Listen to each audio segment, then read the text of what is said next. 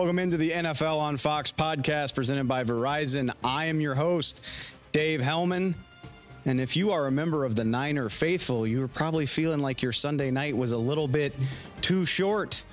Unfortunately, somebody did blow the whistle. The San Francisco 49ers layeth the smackdown. Sunday Night Football, 42-10 over the Dallas Cowboys. Had a wild, wacky Week 6 Sunday, but that's where it all starts. Let's jump into it. If you're new to the show, we call this the Sunday Six, the 6 big storylines that you need to know coming out of the weekend. And we have to start it right there where I just said, a Bay Area beatdown. San Francisco beats the Dallas Cowboys by 32 points, 42-10, and somehow it didn't even feel that close. We're having bad luck with game of the centuries of the weeks here this season. Last week it was Buffalo, Miami, a lot of hype, a lot of excitement. Buffalo wins that one by 28. Same story here. Cowboys, so much hype on this game, a divisional playoff rematch, and it looked like the varsity versus the JV. So, I mean, to the victors go the spoils. Let's start with the San Francisco 49ers. It's hard to believe, but this was a highly anticipated matchup of NFC elites. The Cowboys coming in at 3-1, the 49ers 4-0. They improved to 5-0. One of just 2 unbeaten teams left in the NFL. Just a 3-point favorite. Despite their win in the playoffs the year before, despite their win in the playoffs the year before that, despite all that talent, just seen as a 3.5-point spread in Santa Clara at Levi's Stadium on the West Coast. But really, this, I mean, I hate to say it, but this game, it felt like you knew where it was going from the very beginning. The Niners take the opening kickoff. They march 75 yards in 7 plays. A little bit clunky the rest of the first half. Christian McCaffrey has a fumble. Doesn't look as clean as it could. But even going into the halftime locker room up 21-7, it never felt like this game was going to be in doubt. The Niners do what they always do. Brock Purdy. We got to figure out a more nuanced way to have a conversation about Brock Purdy. 17 of 24, 252 yards and 4 touchdowns. The Cowboys' vaunted pass rush, Micah Parsons, could not touch him. They could not stop his receivers from breaking wide open all over the place. Brandon Ayuk, so much yak in this game, 4 for 58. George Kittle breaks out, has his first big day of the season, 67 yards and 3 touchdowns, completely uncovered on all 3 of them, to the point where he's even joking in the post-game interview, I'm going to feel great tomorrow because Brock found me when I was wide open. I don't know where Brock Purdy stacks up in the hierarchy of NFL quarterbacks. There's a lot going on there. He's the last pick in the draft. He's undersized. His arm strength isn't anything to get excited about. He's got this amazing supporting cast. But as we've talked about, we know from watching Jimmy Garoppolo and several other quarterbacks do this that it doesn't always look this good.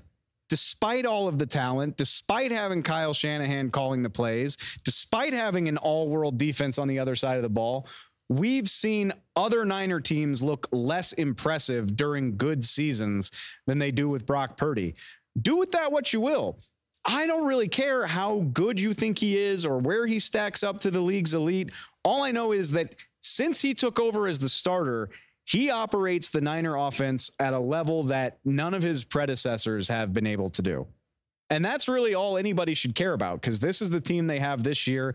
They look like they're going to be a very, very tough out. I know I was just talking trash about games of the century, but it's hard not to look and say, oh, when is that Niners-Eagles rematch? It's not for another couple months. Nothing to get too excited about, but they're the last 2 unbeaten teams left in the league. They're both incredibly talented. Both can beat you a variety of different ways. It's hard not to feel like they are in a class of their own. And we know that now because the Cowboys were very widely seen as one of the few teams that could challenge them.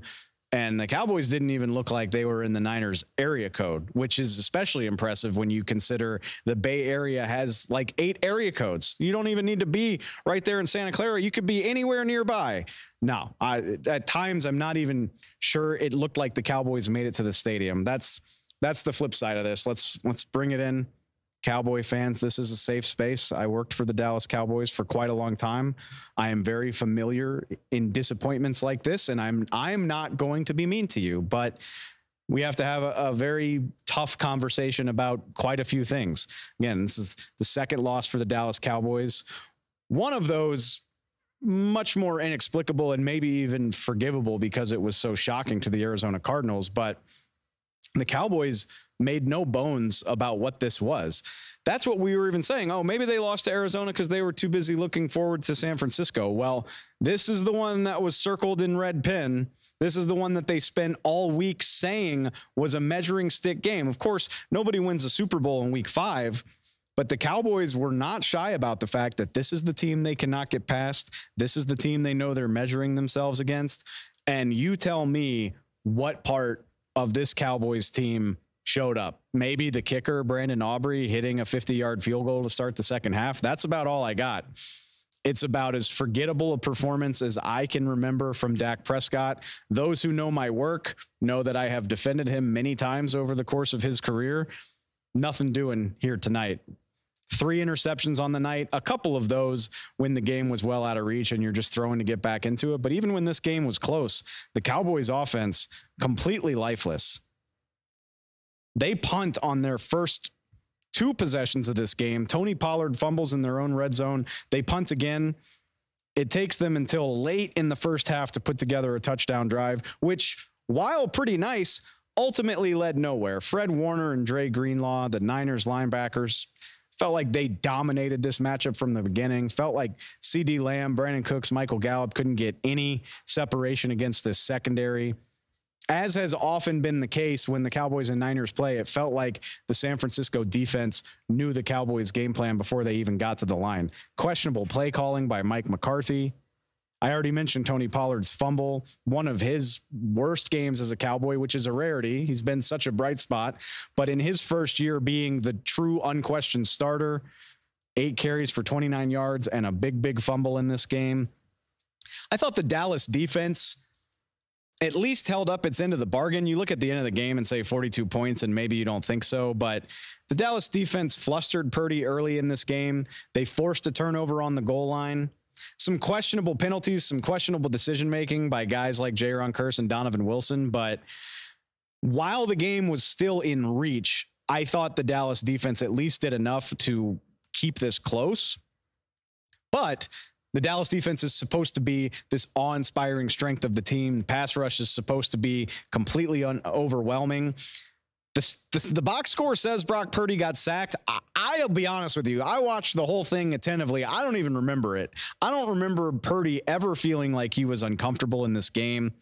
The Niners ran for 170 yards, and we already mentioned maybe the Cowboys missed Trayvon Diggs even more than we already thought they would. 49ers receivers just running open in this game, as always seems to be the case. Not necessarily exclusive to the Cowboys, but with a pass rush like this, you thought it might look a little bit more difficult. It does not.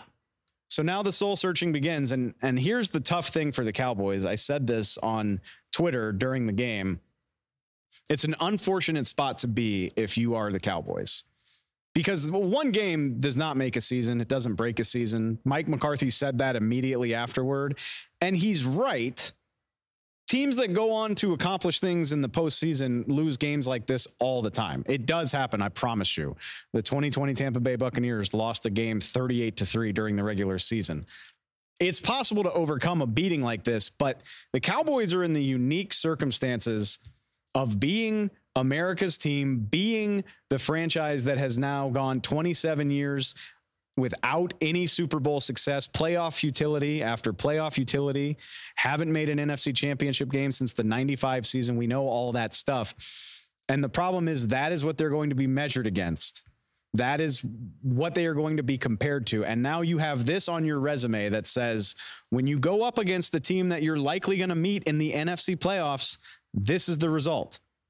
We'll see how they do against Philadelphia. Their first game against the Eagles is still a month away. Plenty of time to rebound, plenty of time to make other statements. But this loss is going to be a blinking red light on their resume for the rest of the season. Even if they score some big wins along the way, this will just be there like a gnawing reminder.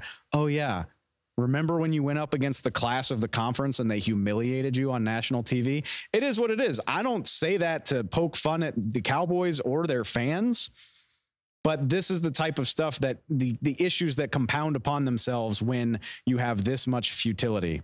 3 interceptions in a do or die game for Dak Prescott. This is the type of stuff that's going to remember. It's going to fuel every talking point around the Cowboys from now until they reach an NFC title game. And if you're a sad Cowboy fan this morning, I don't blame you for feeling like that's unlikely to happen. A lot of football left to be played, but I think you are completely justified in that attitude coming out of week 5. And for the San Francisco 49ers, like we said, what a statement, guys. Truly looking like the team to beat in the NFL. And I look forward to seeing a game plan that can get the better of them because I'm just not sure it exists.